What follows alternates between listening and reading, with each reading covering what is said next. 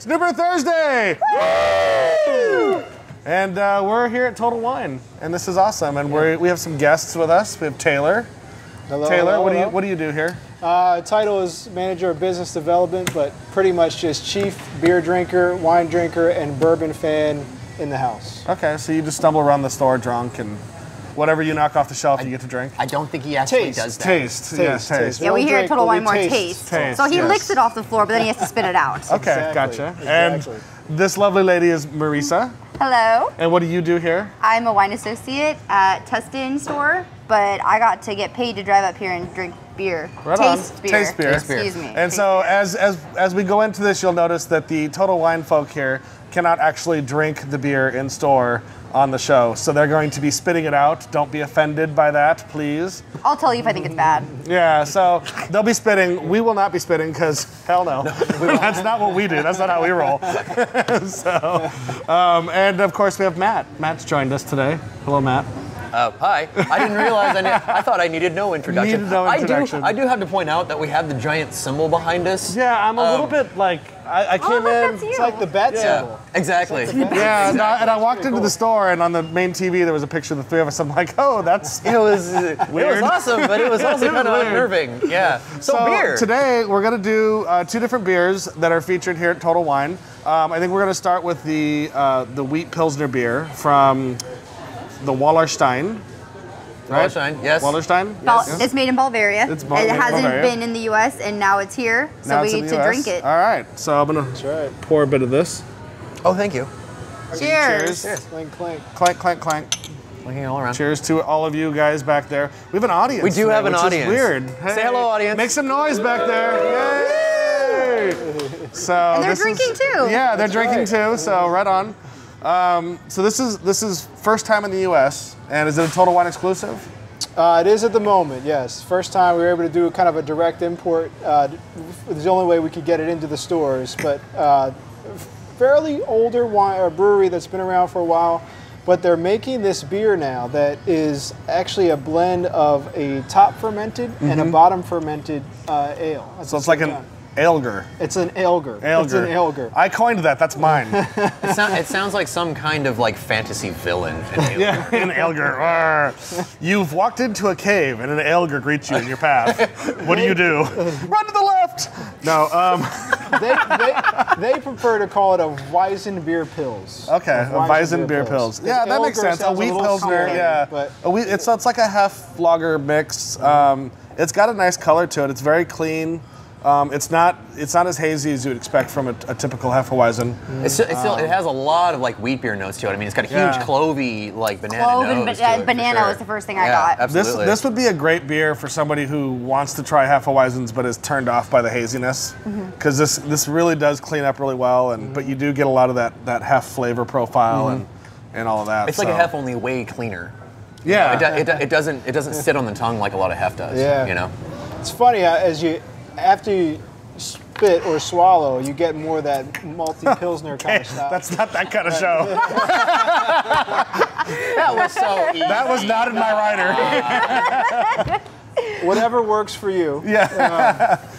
I think it's really nice. A lot of the Hefeweizens I have, it can be a little overpoweringly citrus, and as you guys can say, you can't even see through the beer, but on this guy you can, and it's got a lot more spices. I really enjoy the slight maltiness, but it's not overly malty because I like hops. Right. We like hops. We've discussed this. We've gone into her hop headiness. Yes, I am a hop. She's not a recovering heroin addict, though. Apparently. Yeah, apparently that's a thing. No heroin, just beer. I like dear God, man, my boss is watching this. Please. Corporate is watching you, just so you know. Taylor, just make sure I have a job after this. Just please. We knew all this prior. Okay, good.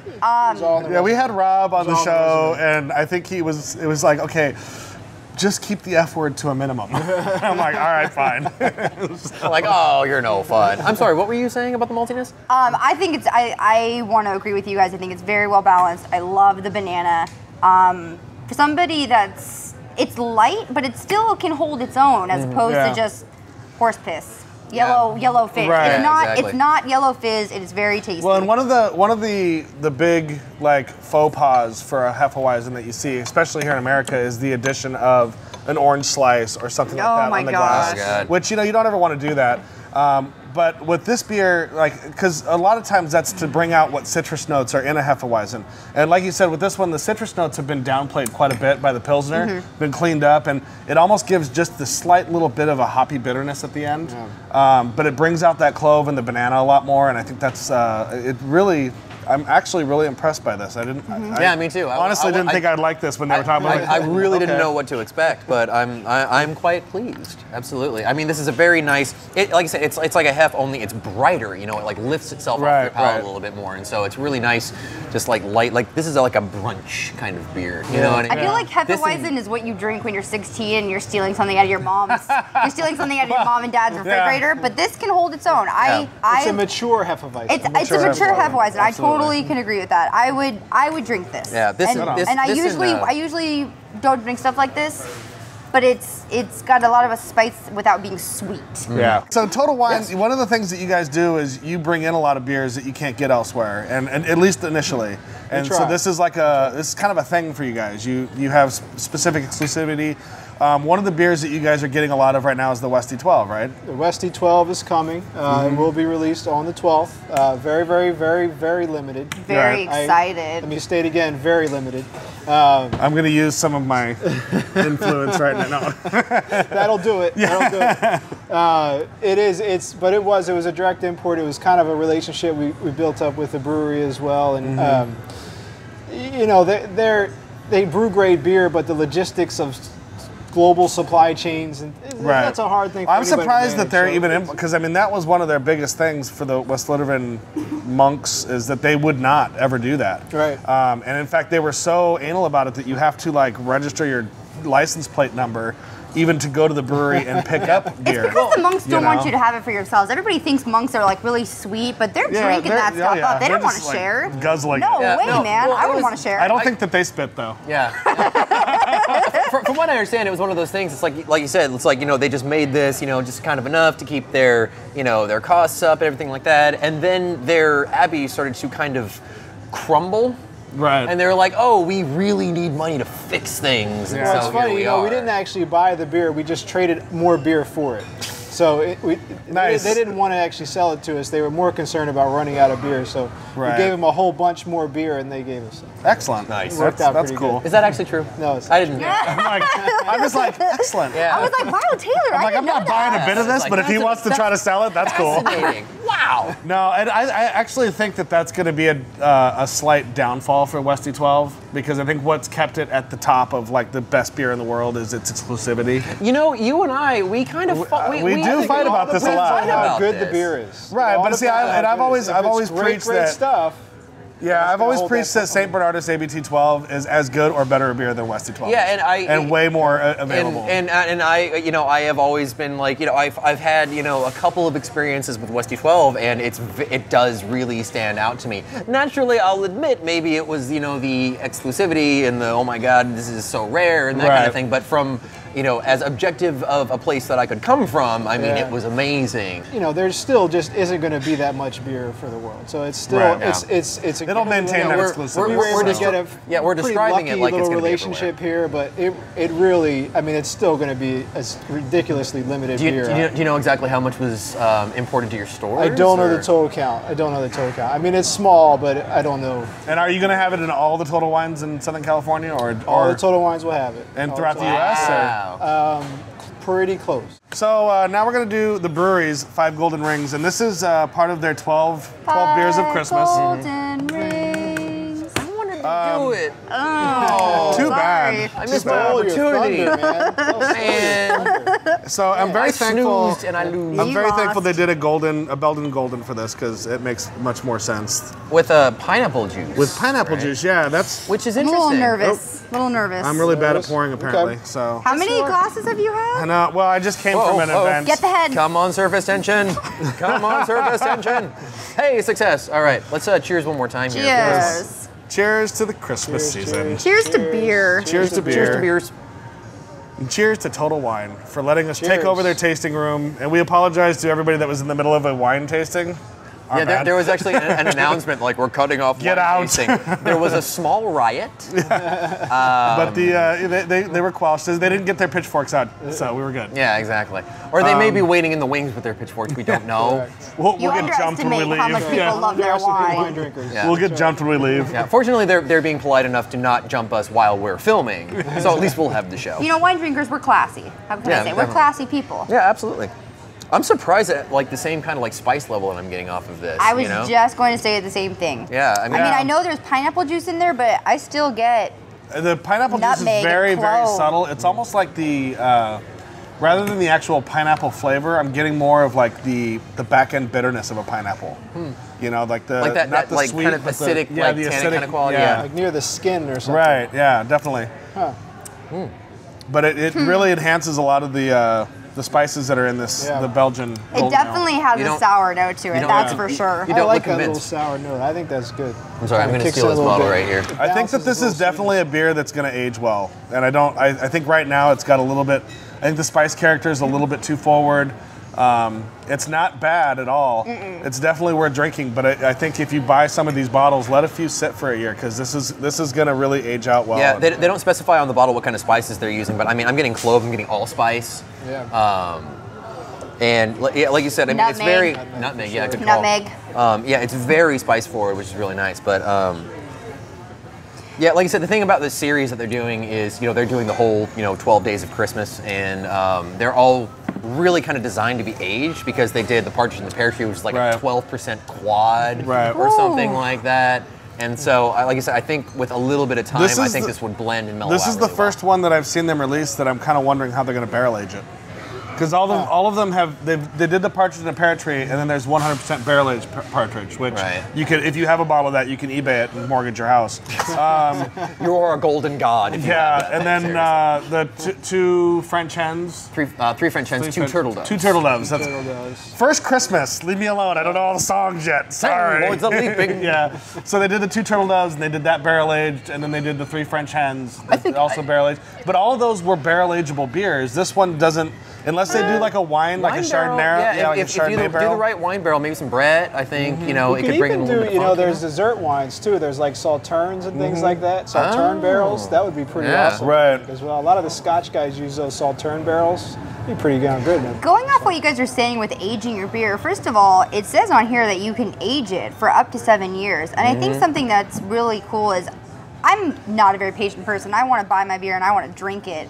But coming from a wine background, I have a whole cellar full of wine, and that wine cellar is starting to become squeezed in because I've got beer in there. I mean, I've got the Abyss in there. I've got 1111. I've got 2 bottles of 1212. Are you inviting us over to a party? No, I sure aren't. I don't like you that much. By no, she means yes. So I think it's interesting the correlation you can make between your wine cellar and your beer cellar. For newer craft beer drinkers, especially ones that are coming over from the wine side of things, the concept of the idea of aging beers out is so foreign to them because they're used to the mass marketing of super fresh and drink it fresh and drink it cold, and those things don't apply to actually well-crafted beers. And the majority of a lot of the craft beers that are out there are ageable, and they do age out really nicely. And you get like a nice little roller coaster effect through the aging process, where it's like it peaks and then it kind of falls out a little bit and then it peaks again, and you can kind of that's see. why I buy in multiples because I'll buy one, and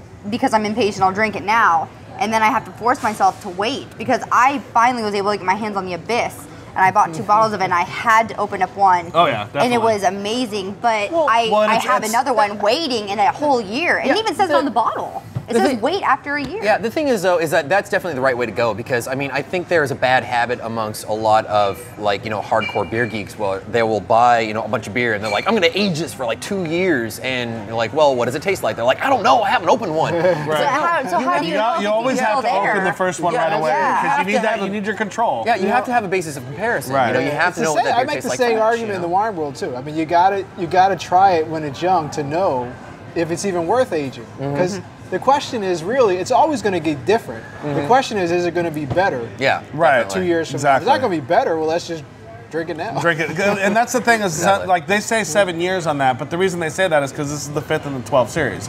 So in 7 years, it's the 12 days of Christmas, and that's when they want you to drink it.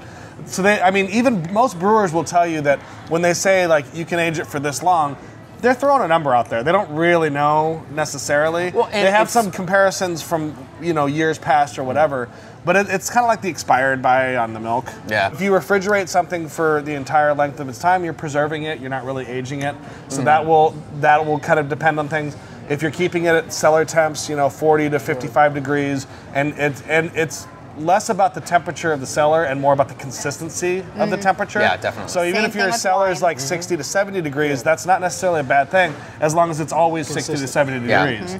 So and that's the nice thing. We were talking about wine people getting into beer, and if you have a wine cellar, it's very easy to take a bottle of beer, throw it in there, and age it because the conditions are basically going to be the same. Right. It's consistent all the way through because not only, I mean, I've got a couple of high-end wine bottles in there, so I'm on my wine cellar like that, and that just is going to so you keep throwing out these invitations to your cellar. I don't know. I'm getting some mixed. You don't know where I live, though. Yes, I do. Yeah, Total Wine sent us your address. No, I'm sorry, I don't. Was that creepy? That was creepy. After party. So right on. So these were two really good beers. I think they went together really well. Definitely. I'm really excited about the brewery's 12 Days of Christmas collection. It's gonna be Everything great. that they've done so far has been phenomenal. I'm looking forward to seeing what they do with it going forward.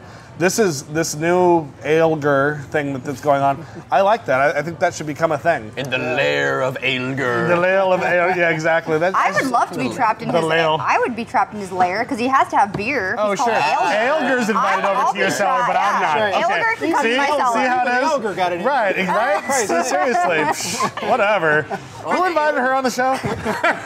Ailger is more threatening than we are, so he's like, invite me to your party. You're like, I'm sorry, Ailger. She's like, he'll just kill me. You guys will just drink my beer.